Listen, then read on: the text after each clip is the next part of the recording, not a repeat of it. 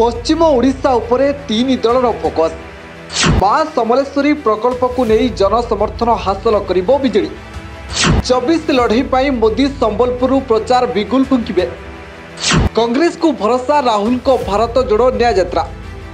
BJD BJP और Congress focus रे पश्चिम ओडिशा आसन। तेरे प्रधानमंत्री नरेंद्र मोदी फेब्रुआरी 3 रे संबलपुर गस्तर आसवे। 24 लड़ई पाई मोदी संबलपुर प्रचार बिगुल फुंकिबे। सेपटे बीजेडी भी पश्चिम ओडिशा को फोकस करिबो। पश्चिम ओडिशार इष्टदेवी मां समलेश्वरी प्रकल्प को नहीं जनसमर्थन हासिल करने को चेष्टा करिबो दल। अन्यपटे कांग्रेस राहुल को भारत जोड़ो न्याय यात्रा करिबो आधार। 24 निर्वाचन पाई तीन दलर फोकस रे पश्चिम ओडिशा। मोदी संबलपुर गस्तरु बल पाइबो राज्य बीजेपी। समलई प्रकल्प को नहीं जनसमर्थन लड़िबो बीजेडी।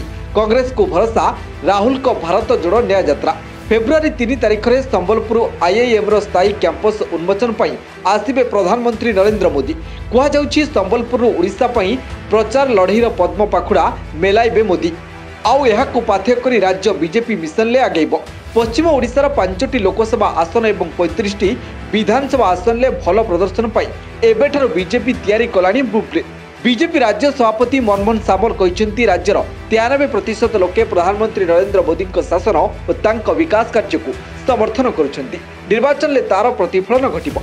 सेपटे बीजेडी भी पश्चिम ओडिशा को फोकस करिछि। पश्चिम ओडिशार इष्टदेवी मां समलेश्वरी मंदिर रूपांतरण प्रकल्प को नहीं जनसमर्थन निज सपक्ष आने को चेष्टा करिबो बिजु जनता दल।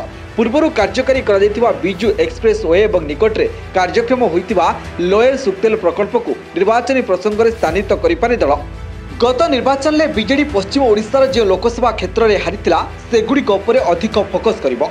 सेथिपाई संबलपुर जिला पर्यवेक्षक भावे संगठन संपादक प्रणव प्रकाश दास और संसदीय क्षेत्र पर्यवेक्षक भावे मानस मंगराज को दि जाइछि दायित्व।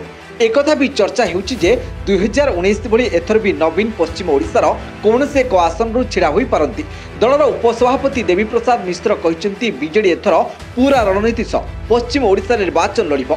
एपटे कांग्रेस राहुल गांधी भारत जोड़ो न्याय यात्रा को करिछि भरोसा। एथर राहुल को यात्रा पश्चिम ओडिशा दे जिवो। ताछड़ा राज्य कांग्रेस नुआ प्रभारी भाव अजय कुमार दायित्व नेबा परे दलर छात्र युव शाखा एक्टिव होइछन्ती। पीसीसी सभापति शरद पट्टनायक कहते प्रधानमंत्री नरेंद्र मोदी को ओडिशा गस्त राज्य में कौन प्रभाव पकाइब ना और राज्य सरकार रे बेकारी दरदाम वृद्धि शिक्षा अव्यवस्था नहीं लोके बीजेडी प्रति विमुख हेले। 2019 निर्वाचन में पश्चिम ओडिशार समस्त 5टी जाक लोकसभा आसन हाते नहीं बीजेपी, किंतु 35टी विधानसभा मात्र 5टी रे विजय होइतिला। तेणु एथर बीजेडी लोकसभा क्षेत्र उपरे अधिक फोकस करिबो। Bureau report, day to day Odisha.